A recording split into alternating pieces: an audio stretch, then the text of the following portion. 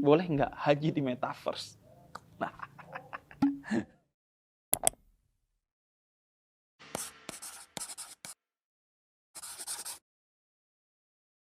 tahun ini berbeda dari tahun-tahun sebelumnya. Rasa tentang haji itu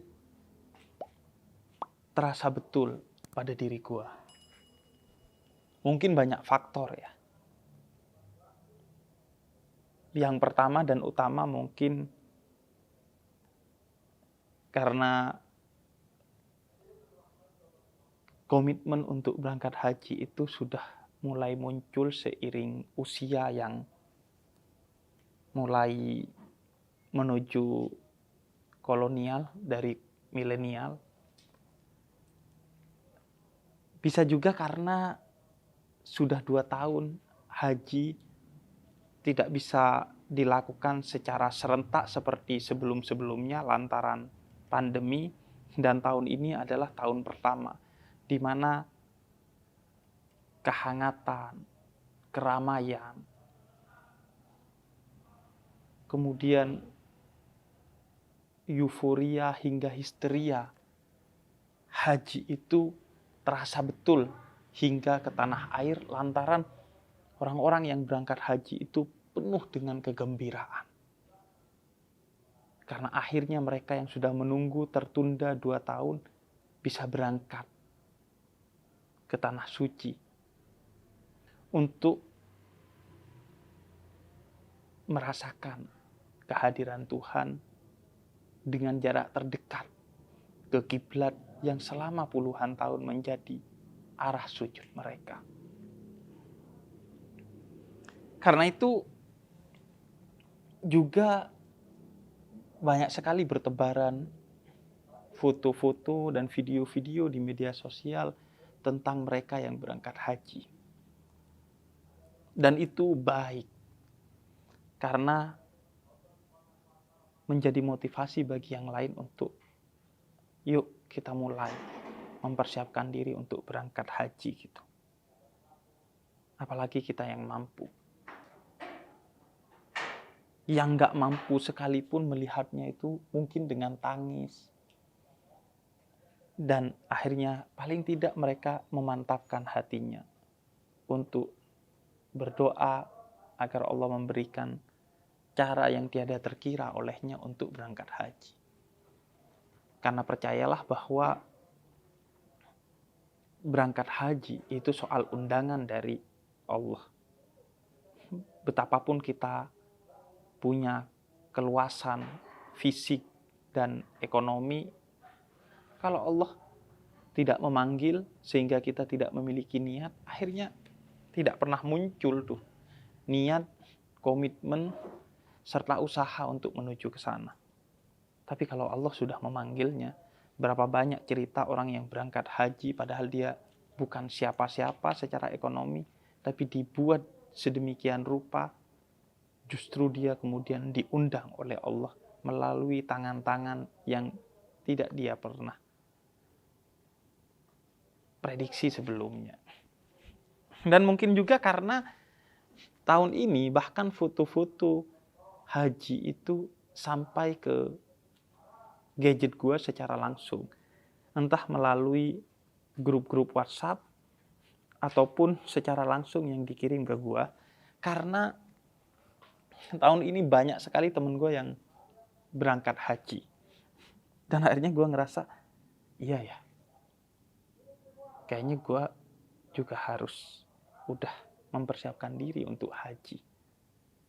Ibarat kata, ini seperti perasaan yang datang ketika gue udah melewati semester 8, ketika ada arus besar teman-teman itu bikin skripsi dan lulus, itu mulai itu terasa, iya kayaknya gue harus lulus juga gitu.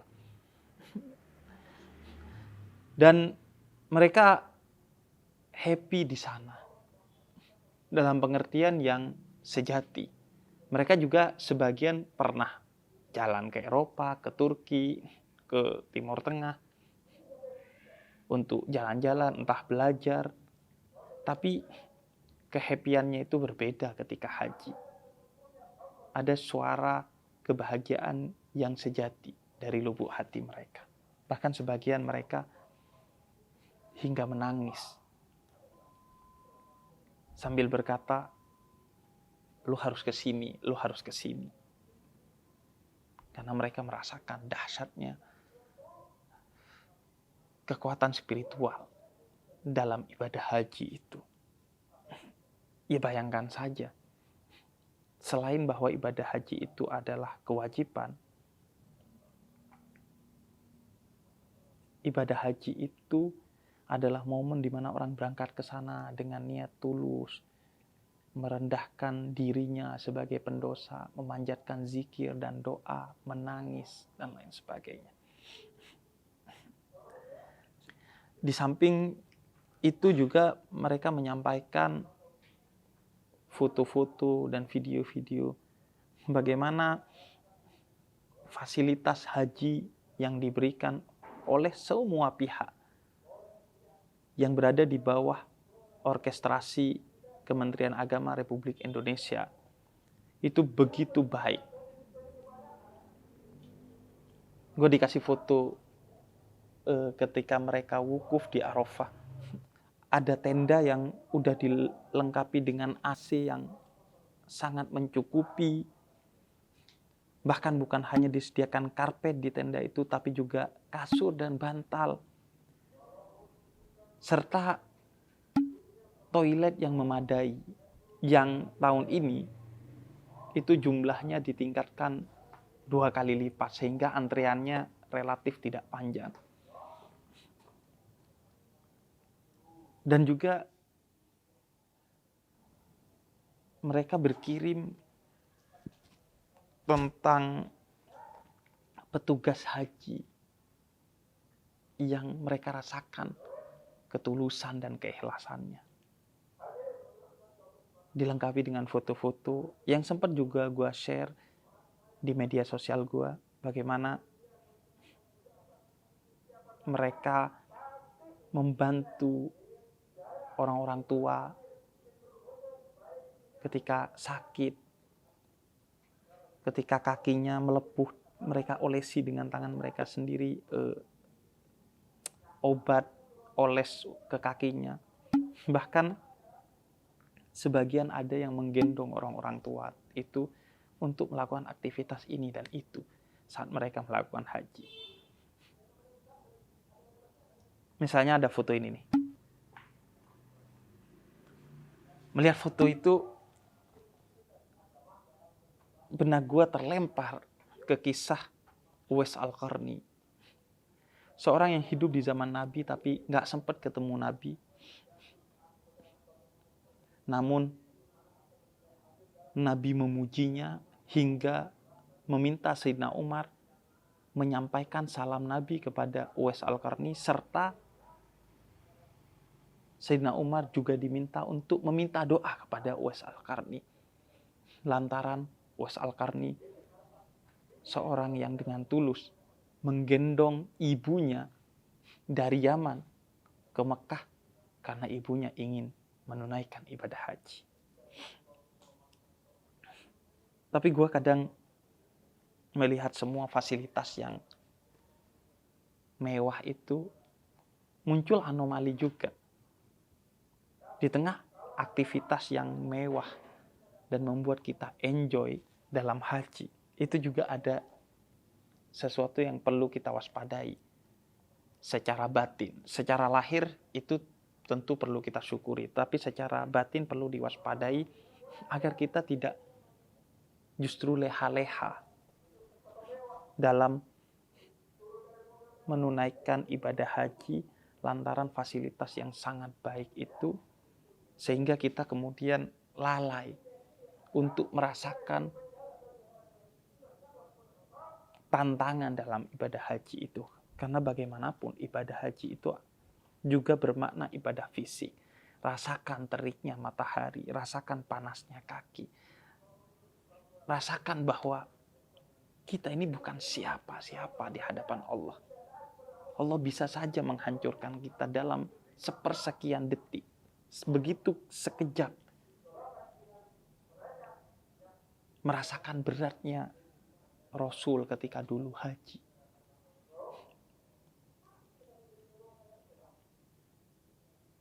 Begitu juga kita yang belum sempat berangkat haji merasakan betapa Rasul juga tidak bisa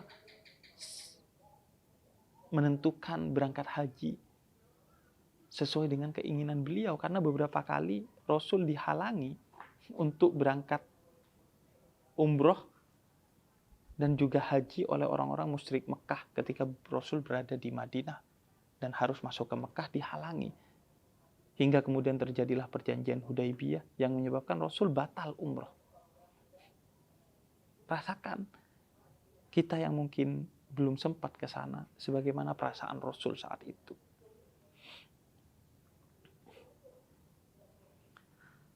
Dan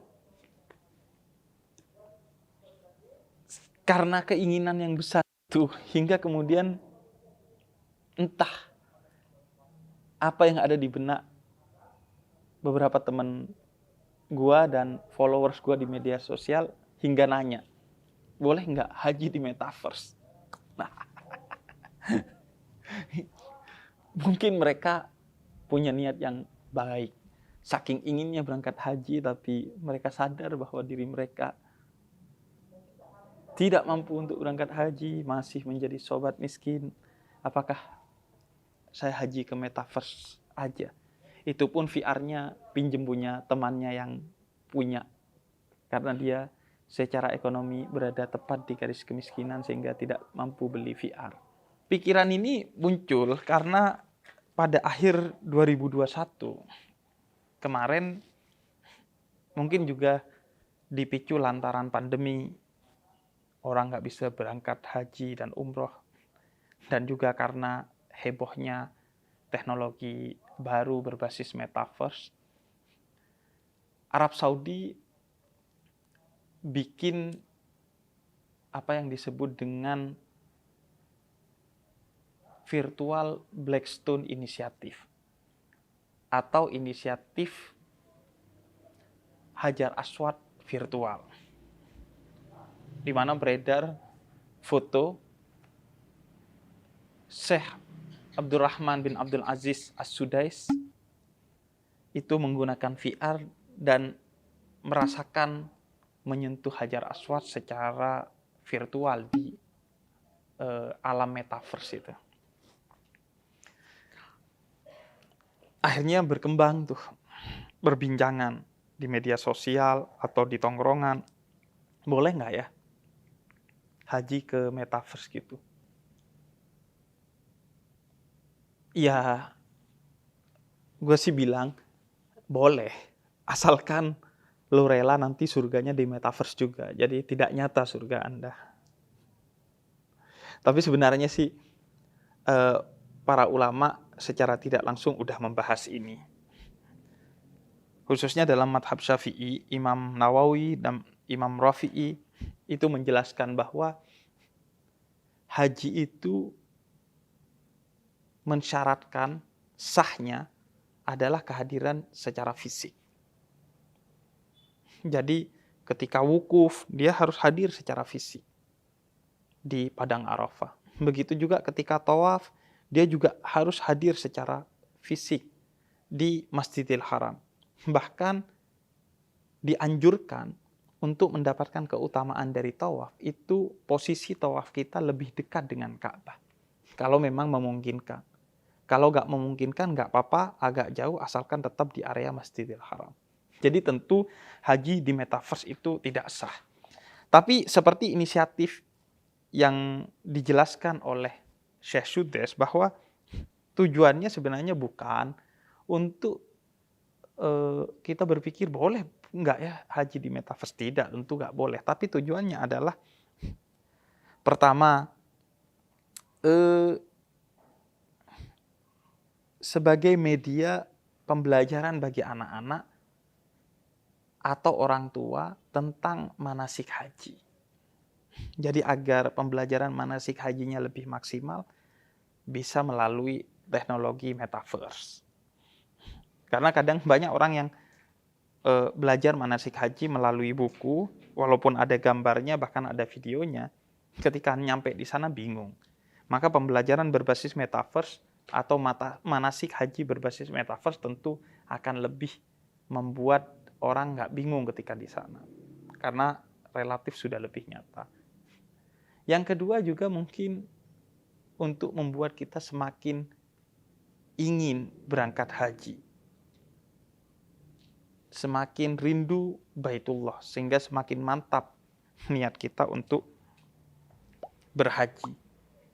Tapi buat lo yang nggak mampu, nggak usah memaksakan diri. Karena dalam surat Ali Imran ayat 97 Allah katakan haji itu memang wajib tapi bagi yang mampu. Dari sini kita belajar bahwa Islam itu agama yang sangat memanusiakan manusia. Haji, termasuk juga kurban, itu semuanya bagi yang mampu. Sehingga Allah tidak ingin terjadi keterpaksaan dalam diri kita untuk menjalankan agama Islam. Karena itu Nabi katakan ad-dinu yusrun. Islam itu sebenarnya mudah. Yang memperumit agama ini biasanya orang-orang yang mengatasnamakan Islam, kemudian berbicara dengan egonya, untuk kemudian memberi kesan bahwa seolah-olah Islam itu sulit. Padahal enggak.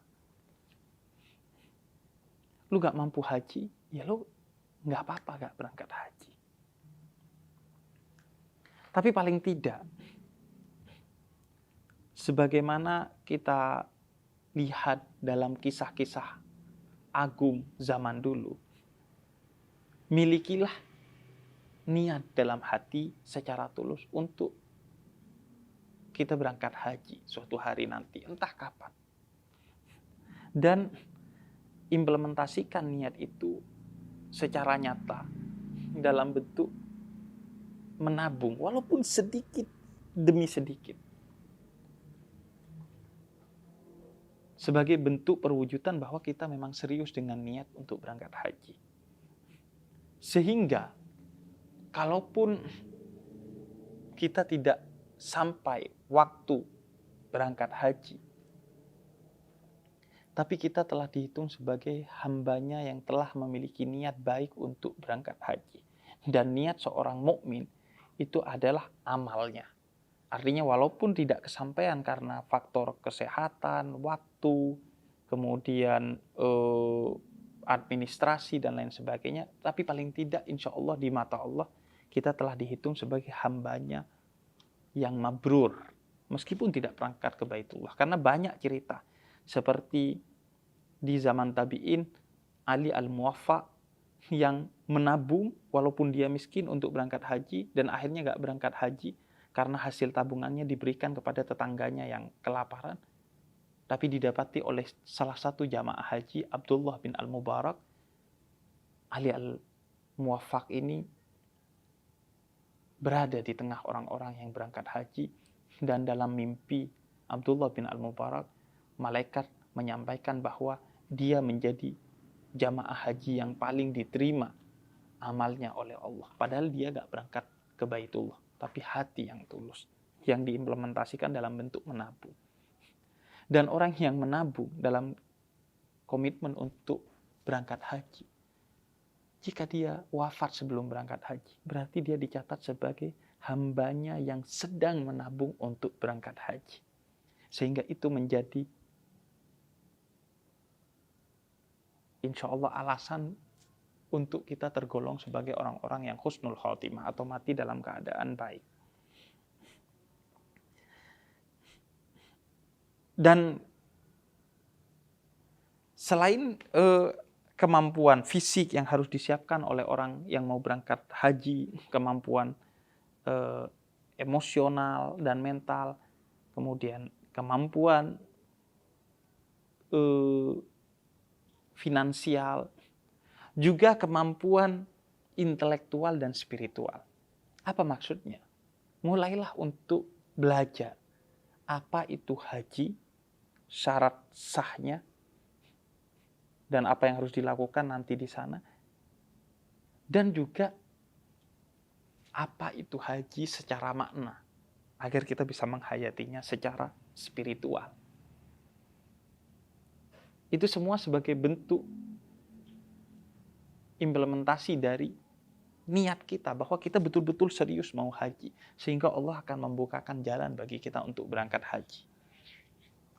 Maka penting bagi kita untuk mengetahui aspek intelektualitas dan spiritualitas dari makna haji itu sendiri.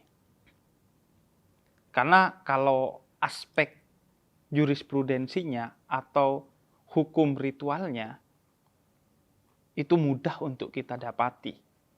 Paling tidak melalui manasik haji yang akan didapat sebelum kita berangkat haji. Tapi yang sering lewat adalah makna intelektual dan spiritualnya. Sehingga setiap tahun Indonesia menjadi negara dengan penyumbang jemaah haji terbesar di dunia. Tahun ini 100.051 kuota orang yang berangkat ke sana. Itu adalah lebih dari 10% dari kuota haji yang diberikan oleh Kerajaan Arab Saudi. Namun, apa yang terjadi di Indonesia setelah mereka pulang? Padahal, jika 10% saja, atau 10.000 dari 100.000 mereka yang berangkat pulang, dengan mendapatkan makna haji, insya Allah Indonesia akan berubah lebih baik dengan kedatangan 10.000 orang-orang yang telah selesai dari haji, mendapatkan makna haji dan menjadi pribadi yang revolusioner dalam kebaikan. Karena haji seharusnya merevolusi diri, mengubah diri secara besar-besaran menjadi pribadi yang lebih baik. Bahkan itu ciri orang yang mabrur hajinya, yang baik dan diterima hajinya, yaitu ketika pulang ia menjadi pribadi yang baru, yang berubah dari pribadi lama yang kurang baik menjadi baik, yang sudah baik menjadi lebih baik, dan yang buruk menjadi baik. Maka kita coba dalami makna dari haji itu. Pertama, haji itu disebut oleh para spiritualis muslim atau sufi sebagai perjalanan rohani. Merujuk kepada surat Az-Zariyat ayat ke-50. Fafirru ilallah. Bergegaslah, bersegeralah kamu menuju panggilan Allah. Karena haji itu seperti perjalanan menuju Allah kembali. Karena awalnya kita dari Allah, inna lillah wa inna ilaihi raji'un. Kita dari Allah, diciptakan oleh Allah ke bumi. Kemudian sebelum kita mati dan kembali kepada Allah, kata Jalaluddin Rumi, seorang sufi populer, kembali matilah dulu sebelum kamu dimatikan. Sebelum kita kembali kepada Allah dalam bentuk kematian, matikan dulu diri kita dalam bentuk ego kita harus dimatikan. Salah satunya melalui haji. Kita diciptakan oleh Allah, inna lillah wa inna ilaihi raji'un. Kemudian kita kembali ke Allah dengan berhaji ke Baitullah. Maka di sana kita merasakan kedekatan diri dengan Allah. Saat kita tawaf, saat kita sa'i, saat kita wukuf, dan lain sebagainya. Dan setelah itu kita kembali lagi ke tanah air dengan semangat bersama Allah. Sehingga kita memberikan perubahan-perubahan yang positif dan besar bagi tanah air. Bukan ketika kita kembali ke tanah air, kembali lagi seperti dahulu. Tidak. Justru kita kembali ke tanah air dengan membawa tanah suci ke tanah air. Kita mentanah sucikan tanah air kita. Kemudian terjadilah perubahan yang besar di masyarakat kita. Ketika jamaah haji pulang, dan dia tidak membawa perubahan bagi masyarakat, apalagi sekedar bagi dirinya saja tidak terjadi perubahan, maka mereka bukan haji yang mabrur. Maka makna haji, pertama niat. Niat itu penting dalam setiap ibadah. Niat itu yang menentukan. Innamal a'malu binniyat. Segala sesuatu tergantung pada niatnya, kata Nabi. Jangan sampai kita salah dalam berniat. Jebakan-jebakan kesalahan niat dalam berhaji, di antaranya adalah pertama, kita berhaji untuk tujuan riya, mendapatkan gelar haji yang nanti untuk mengupgrade gelar sosial kita di masyarakat, bahkan untuk disombongkan di masyarakat dengan gelar haji itu. Menurut para ulama, riya itu salah satu pertanda bahwa kita tidak mabrur dalam haji. Ketika dia berangkat haji, dia dengan niat yang riya. Maka hindari niat itu. Kemudian jebakan kedua dari niat itu adalah orang kaya, orang terpandang, orang berjabatan yang berkeinginan untuk berhaji tidak hanya sekali lantaran ego mereka. Karena mereka bisa berhaji beberapa kali sehingga mereka memiliki niat untuk berhaji beberapa kali untuk memastikan kemabrurannya. Padahal kemabruran tidak ada kaitannya dengan itu. Bisa jadi malah itu yang menjadi sumber ketidakmabruran karena masih adanya ego dalam diri kita. Dengan kemudian membayar mahal agar bisa berangkat haji, sehingga membuat kuota haji orang lain tersingkir. Berapa banyak orang yang sedang mengantri bahkan belasan tahun untuk berangkat haji. Apalagi terpotong 2 tahun karena pandemi kemarin. Atau niat mencium Hajar Aswad dengan menggunakan jasa tertentu yang itu menyakiti orang lain yang dilewatinya. Dan lain sebagainya. Kemudian yang selanjutnya jebakan niatnya adalah kita tidak mampu tapi memaksakan diri untuk berangkat haji. Tidak mampu secara fisik tapi memaksakan diri berangkat sana. Sehingga itu mencelakakan diri kita. Tidak mampu secara ekonomi, memaksakan. Bahkan hingga berhutang atau harta yang sedikit kita paksakan berangkat haji sehingga ketika pulang kita terlilit hutang atau jatuh miskin. Dan ketidakmampuan lain yang kemudian kita paksakan. Kemudian yang selanjutnya adalah makna ihram, yaitu pakaian putih. Itulah yang disebut dalam Al-Quran bahwa Allah tidak melihat kamu dari segala sesuatu kecuali dari sudut pandang ketakwaan. Pakaian itu adalah simbol status sosial seseorang. Pakaian dengan pangkat tertentu. Pakaian dengan harga yang mahal, simbol kekayaan. Pakaian dengan ornamen adat tertentu, simbol kesukuan, dan lain sebagainya. Maka kata Allah, lepaskanlah semua pakaian itu. Datanglah kepadaku dengan satu pakaian, yaitu pakaian putih seperti yang akan kamu gunakan ketika kamu menghadapku dalam kematian nanti. Karena seharusnya kamu menjalani perjalanan ini seperti perjalanan menuju kematian. Dengan modal hanya satu. Sebagaimana saat kita nanti melakukan perjalanan kematian. Yaitu ketakwaan. Oleh karena itu haji seharusnya merevolusi pandangan kita untuk tidak lagi melihat orang berdasarkan suku, status sosial, kekayaan, jabatan, dan lain sebagainya. Dan lihatlah dengan pandangan ketakwaan. Termasuk dalam melihat orang yang berbeda agama dengan pandangan ketakwaan. Karena kita bertakwa dan di antara basis ketakwaan itu adalah toleransi. Maka kita melihat orang yang berbeda agama dengan pandangan yang toleran. Kemudian selanjutnya ada tawaf, di mana itu gambaran. bagaimana kita harus membangun harmoni.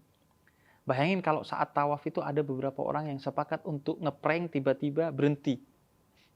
Maka yang di belakang akan nabrak, jatuh, keinjek, luka, bahkan mati.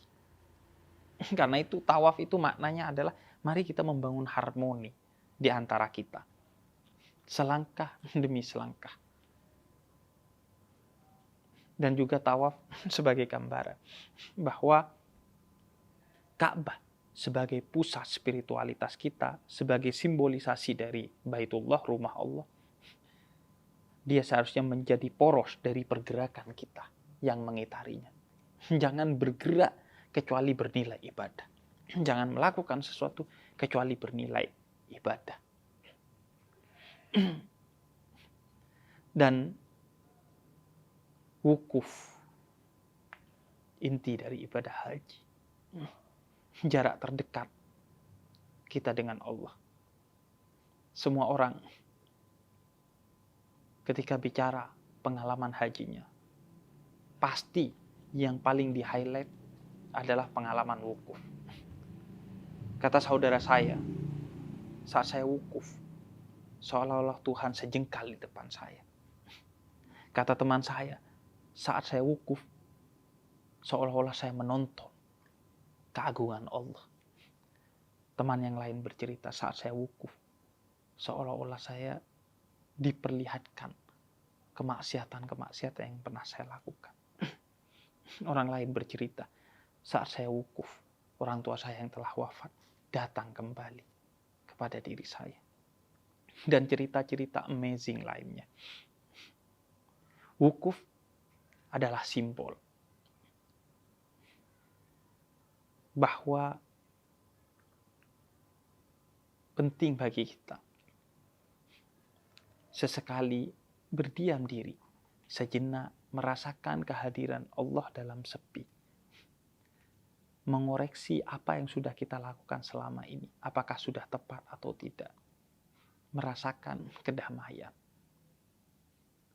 Wukuf adalah gambaran bahwa kita hanyalah salah satu dari jutaan hingga miliaran manusia di muka bumi ini.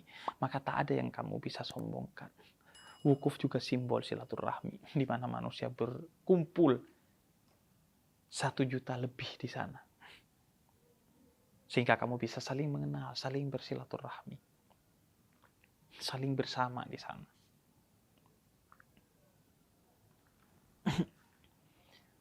Maka pada akhirnya kita bersyukur tahun ini saudara-saudara kita sudah bisa haji.